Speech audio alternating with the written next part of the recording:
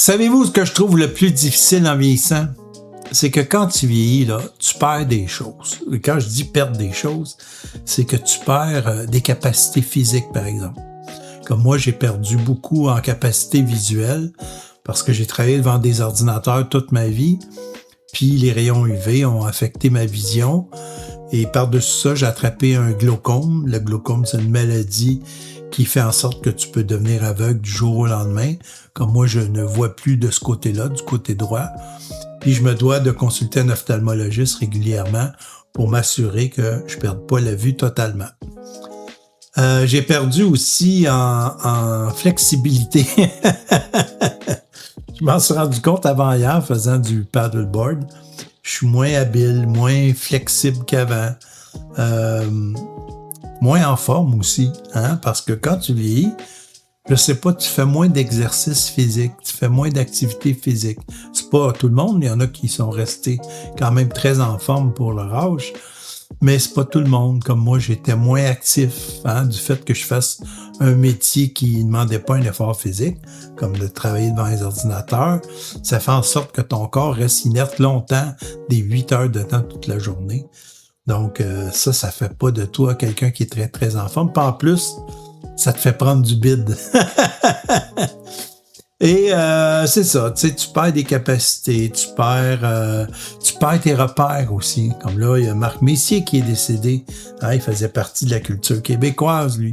C'était une figure marquante, tout comme Michel Côté qui est décédé il n'y a pas si longtemps, ou Julien Poulain qui faisait Elvis Gratton. Tu sais, ces gens-là, ils ont fait partie de notre enfance, ils ont fait partie de notre culture québécoise. Puis là, ben, ça va être, ils sont plus là, hein? Ils vont juste faire partie de nos souvenirs. Tout comme les repères visuels qu'on a autour de nous, les maisons qu'on avait quand on était jeune, les endroits qu'on avait quand on était jeune qui sont soit disparus parce qu'ils ont mis autre chose, ils ont mis des condos, ils ont fait un parc, je sais pas, mais tous ces repères-là qui disparaissent autour de nous fait en sorte que ça devient, quand tu vieillis puis que tu perds plein de choses comme ça, tu deviens, insécure parce que là, tu peux rien pour te retrouver. Tu te retrouves plus. Tu sais, comme moi, j'ai de la famille qui est morte. Mon père, ma mère sont décédés, des oncles, des tantes, mes grands-parents. C'était tout du monde qui faisait partie de mon quotidien, ça, avant. Je les ai plus, ces gens-là, autour de moi. Hein? Puis là, tu te dois de te refaire une vie avec ce qui reste. Tu sais, avec les capacités qui te restent, avec les gens qui restent autour de toi, avec ces changements-là qui sont faits autour de toi. Tu te dois de t'adapter à tous ces changements-là que tu as autour de toi. C'est pas évident. C'est pas évident.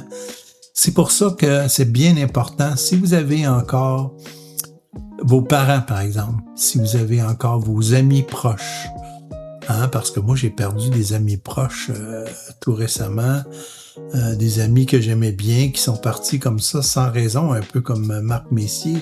Il est pas mort si vieux que ça, là, il avait 78 ans, il avait encore du temps devant lui. Bon, c'est pas jeune non plus, mais c'est pas vieux, là, tu sais. Si je regarde ça comme ça, là, ça voudrait dire que moi, dans 14 ans, je serai plus là, moi non plus, tu sais. Ça fait réfléchir, hein, ça te fait prendre conscience qu'il faut que tu profites au maximum de ta vie. Même si tu as du temps devant toi, tu te dis que tu as du temps devant toi, faut que tu en profites au maximum. Faut que tu profites aussi des gens qui t'entourent. Hein?